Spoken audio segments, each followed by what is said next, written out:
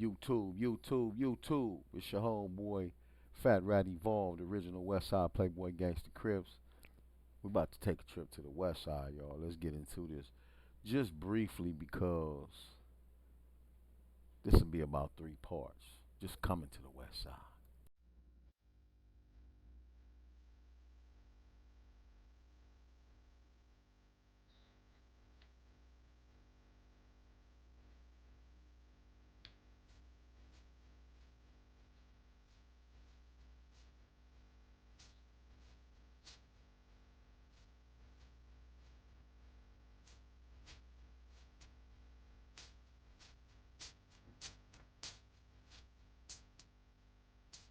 Yeah, this is me and Pops right here.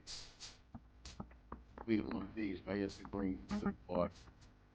That's me and Pops right there. In the 72 we're on our way to the West Side, man. 1936 Corner Street. Wide up. Oh, corner too far. He's coming from 106 Road. Pop smoked his more cigarettes. That mean drink that coffee. Right? And he loved a certain Hancock. You know what I mean? He had a love for a few cups, man. He had the A-track there, man. You know what I mean? We ride.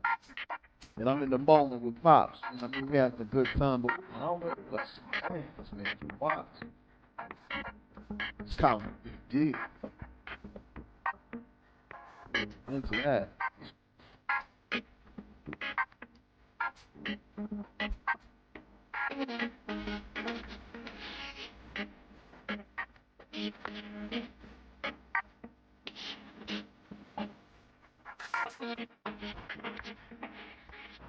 2 cents on that little too.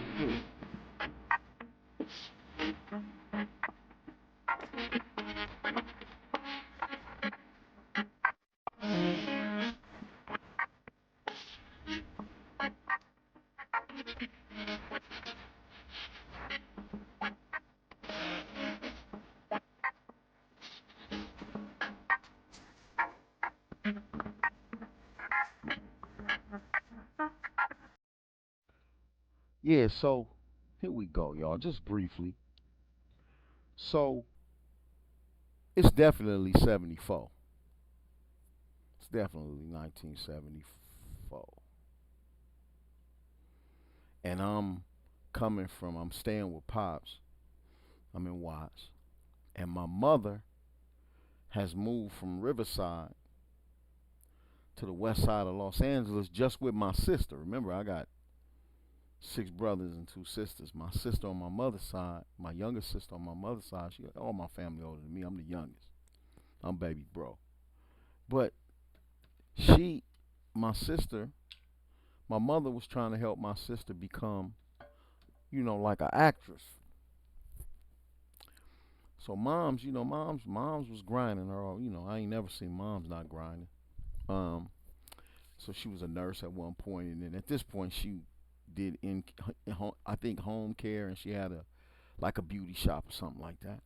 But she, said, you know what, I'm gonna take my daughter up here, man, to the West Los Angeles, man, and sign her up with the Screen Actors Guild and try to get her some acting lessons, man, because she's beautiful and I think she can act.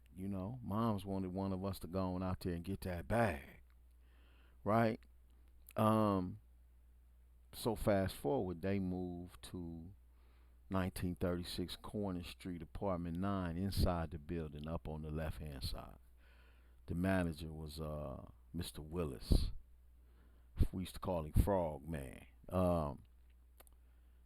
It wasn't that wild back then. It was so me and Pops roll over there, man, and we hang out. Uh, and I ain't seen moms in a minute, so I'm like, man, can I stay? Can I stay for the weekend? And they talk it out, you know what I mean? And Pops and moms come to agreement. Yeah, I'm gonna come pick him up Sunday night because he got to be in school. So I'm gonna pick him up Sunday night. So I'm being dropped off Friday. I got 2 days on the west side, right? In the glass house. So I'm like, wow, it's interesting over here. You know what I mean? Um, it was quiet though back then, man. It wasn't the glass house wasn't. It was really classy, man. Really, if you want to think about, upper middle class black folks trying to make a living and trying to make a way, breaking away from the South and breaking away from the East Side and different things like that, man. And coming west, man. When you came west, you came closer to Beverly Hills and Hollywood, and kind of where the money was at. That moved the city of Los Angeles, and we were there, man. So I'm there visiting, and I come out to the courtyard, and I'm walking around and stuff. And the first person I met, kind of in my age group, was a turned up little dude named Lil Keith. That's the first person I met, man. Uh, so I'm not gonna go into the West Side thing, but that's how we got there, man. Me and Pops rolling in the Pinto, bumping at Herbie Hancock, man. And I got dropped off with moms and hung out with moms and my sis, and they took me to some it was Fat Burger then. We went and ate at the Fat Burger straight up Los Cienega then. And I was like, this is live, you know what I mean? It was a lot of, you could see the money.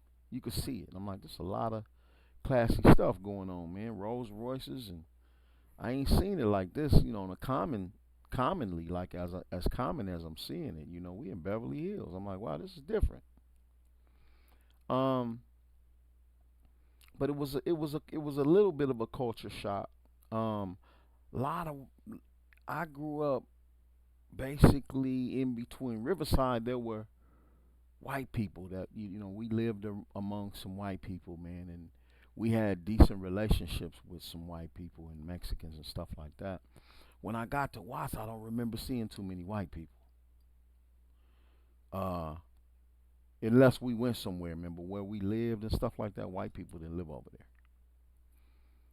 In fact, I can't tell you about nobody white other than Barney himself. Tell you the truth, I don't remember it. If it was going down, somebody come in the comments and remind me because I don't remember that. But anyway, so here we are, and it's kind of the neighborhood. It's kind of a black and white neighborhood. And I'm going up and down the streets. I walk to the mall and check the mall out and start. I'm eyeing everything. This is nice, man. I'm gonna try to list some. I remember Woolworths and the little shoe store on the corner. Uh, then you would go to the left, and it was the Montgomery Ward's Mall and all the little shops in there. The dude, Famous Amos, who sold the Famous Amos cookies, if my recollection is right, he had the Famous Amos cookie store was up in the top of the mall back then, over there by the glass shop, where you get the wow, yeah, optometrist up there on the left side of the mall.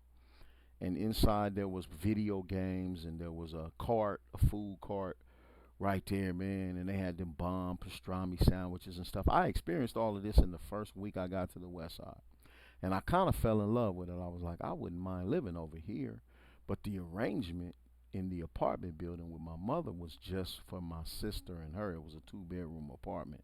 There was no place for me in that apartment.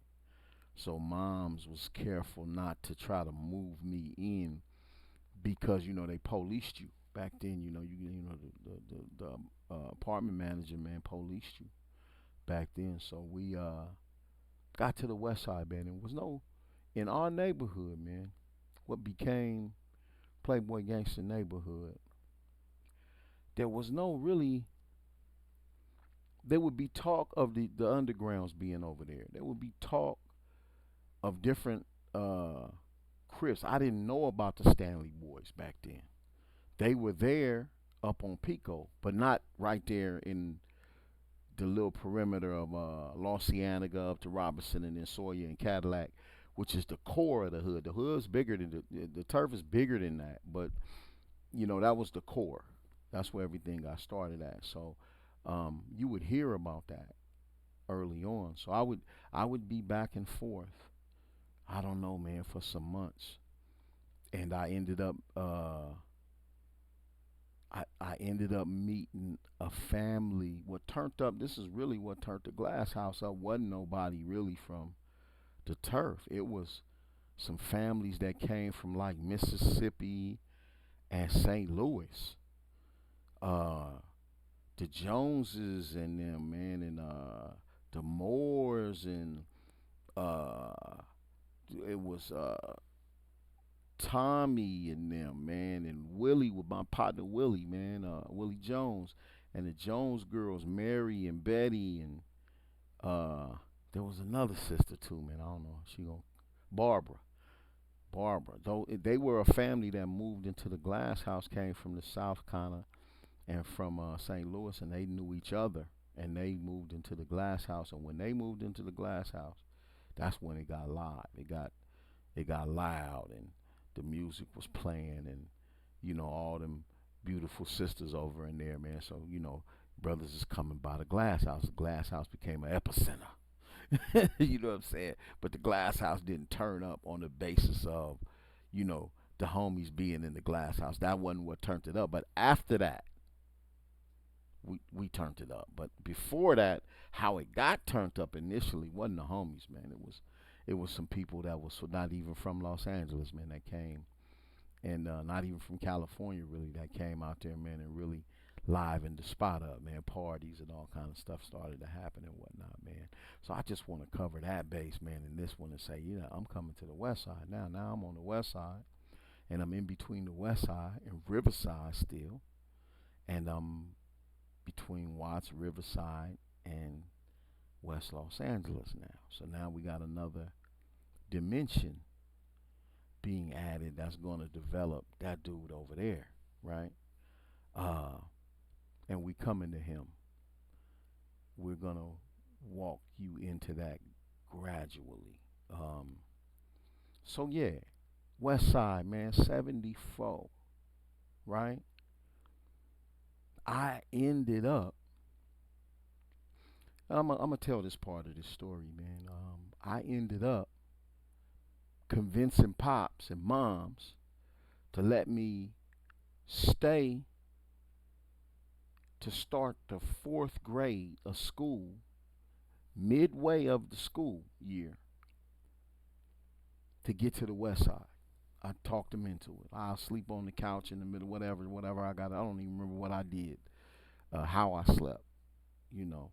But we worked it out, and I got to the West Side, man, in the fourth grade, and I went to an elementary school known as Shenandoah, and that's when I met the person that I argue was the reason for my actual turn up as a gang banger, like as an enforcer, as somebody who was coming after my enemies and things of that nature, man. Nobody really understood this, but in the fourth grade, when I got to the fourth grade, the first person I met in the fourth grade was Rodney Poindexter.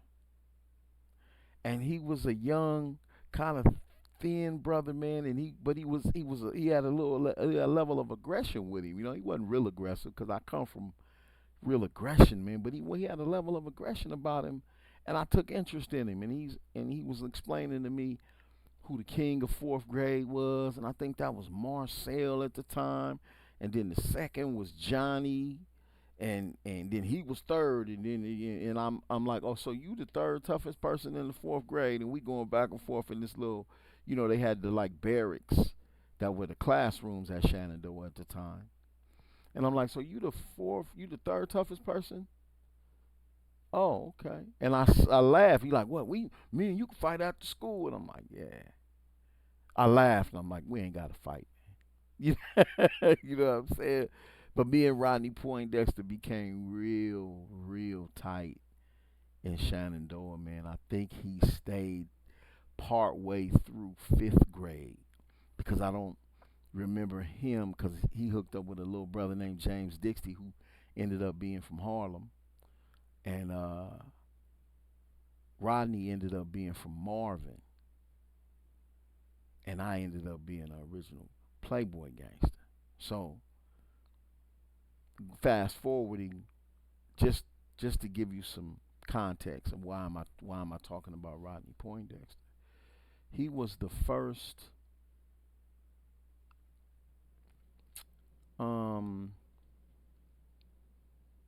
casualty in our war on the west side of Los Angeles. He was the first casualty There's a article in the probably the LA Times still. You could pull it up in the archives that he was stabbed 37 times behind LA High School, and no one knew my relationship really with him. Only like James Dixie knew, and I had talked to his mother before she ended up having to pull the plug on him, man. They stabbed him 37 times, and it was a painful experience. And that's what this gang thing, man. Hurt people, man. Um, we had already, uh, delivered some casualties on the, in the on the other on the in the to the opposition in the war. Um, but when it came to Rodney Poindexter, that was just different. He's commonly known to the homies as Mad Rod. That was different for me. That was very painful for me, and I set out to exact that type of pain on our enemies at that point. And it was what drove that was how I felt about what they did to Rodney Poindexter. So getting to the west side, man, and coming into the turf, man, and how it develops. We about to get into that. But I just wanted to let y'all know, man, this is how I came to the west side, man. Listen, man. And then I had to go back home that Sunday, man. And like I said, this is how we roll back.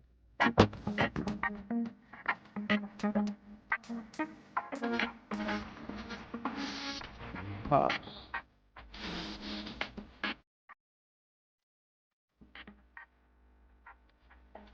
Yeah, I'm gonna get back with you on next video, y'all. And remember, if I take too long, I didn't need to be away that long, man. Sometimes life is pulling on me to do a lot of different things. And remember, man, we're winners, and we gonna win, right?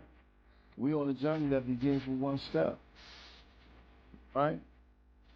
And we're stepping into our success with an attempt to unify and find common ground with each other, so that we can lighten the burden. All right? Y'all have a blessing.